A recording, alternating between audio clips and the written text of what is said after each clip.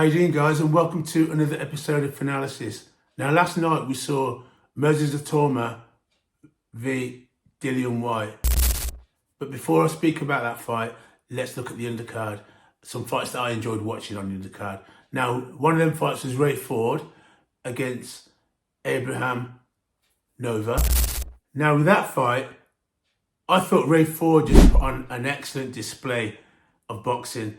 His skill set, his moves, his feet, everything about that performance was good. And having said that, Abraham Nova, he came to fight, and he had success in moments of that fight. But I've got to say, Ray Ford, he was the better boxer. He had the better game plan, and he won the fight. For me, he won the fight. Now, another fight was Filip Hrgović versus David Adelaide. Now, with that fight, Adelaide started off strong, and in the second round, he caught Hrgović with a left that just stopped him in his tracks, but didn't deter him, but it stopped him in his tracks. Hrgović, he's a powerhouse. He just keeps coming forward. He doesn't stop. He's coming out with that jab, and he's just typical European style, jabbing, a bit like Klitschko, but with less hugging. Hrgović, he got caught with a left hook, and then I think it was a left hook, and it just cut his eye. And in the corner, they were doing some work on that, and he came back out.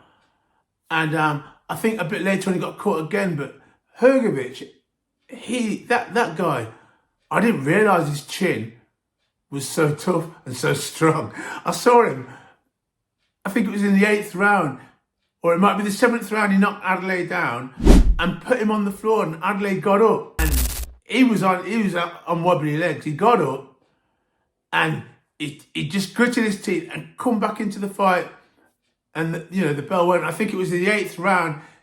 He come out, and he come out with vengeance.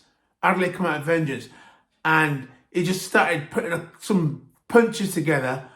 And I don't know how Filip Hrgović just stayed on his feet, but he took them shots, he stayed on his feet, and that 8th round was the best round of the fight. Nick Ball versus Sam Goodman. Now, that was a very close fight, and Nick Ball, he was lucky. Although I do think he won, I think he just nicked it, but he was lucky to keep hold of his belts, because Sam Goodman came out and he just displayed some great boxing. And in the early rounds, he had Nick Ball in all kinds of trouble. But then as the rounds went on, Nick Ball, he started coming on with the countering and putting combinations together. And you could see that he was the better man in that fight as time went on. And that was a close fight.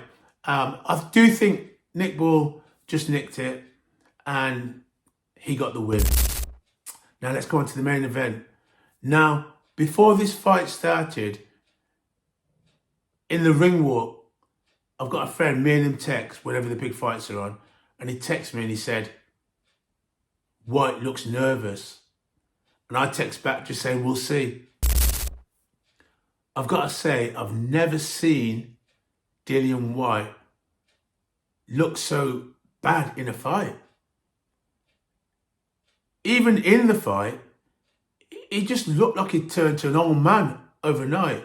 The fight started, they both came out. Itauma was just watching him, keeping his distance, coming in, waiting, feinting, throwing feints.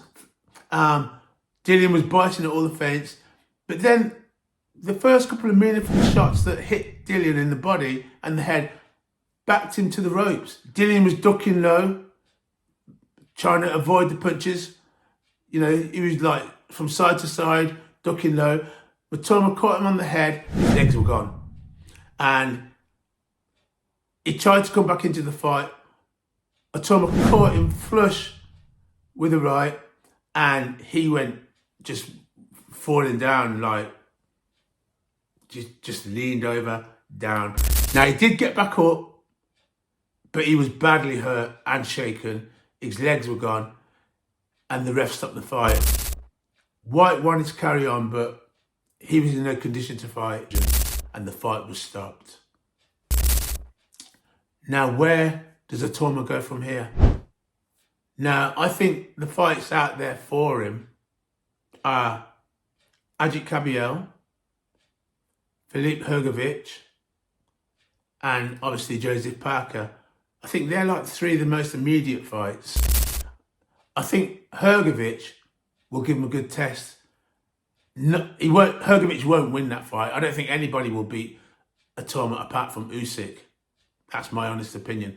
But what I think Hrgović will do, because I think he's got a really tough chin. I'm not saying his chin's going to stand up to Moses' punches, but it'd be interesting just to see, because he does have a tough chin, and we could see if it causes any resistance for Moses.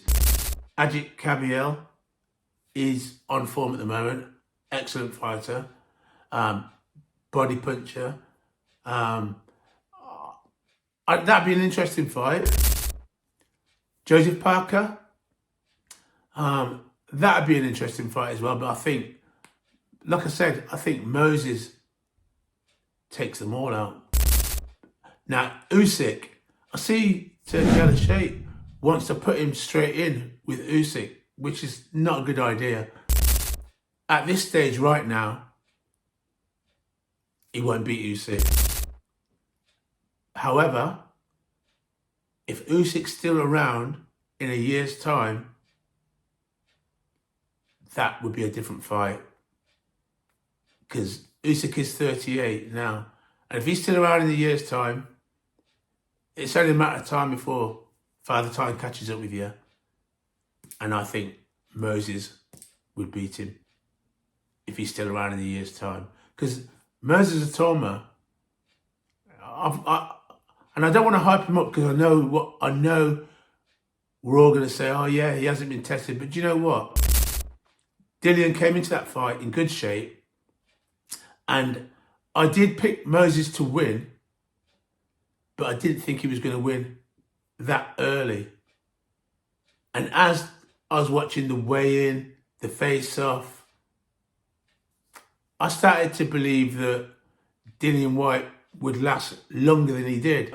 In reality, that is the quickest knockout for Moses Itauma, and it looked like the easiest fight for him. There's no excuses. Dillian came in shape, and Moses put on the performance and did what he had to do. Now with Moses, when he boxes, he always talks about sticking to the game plan.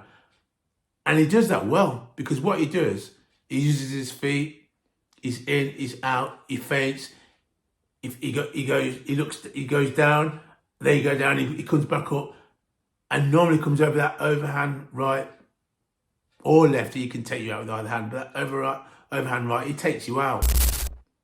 You make a mistake, and that's it. One mistake, he gets you out of there. See what the future holds for Moses Itauma. I did forget Fabio Wardley, but I saw that Justice Hooney fight, and if Fabio makes those mistakes he did with Hooney, Itauma's taking him out. But anyway, guys, thanks for watching the video. If you enjoyed the video, don't forget to like, share, and subscribe. Peace. I'm out of here.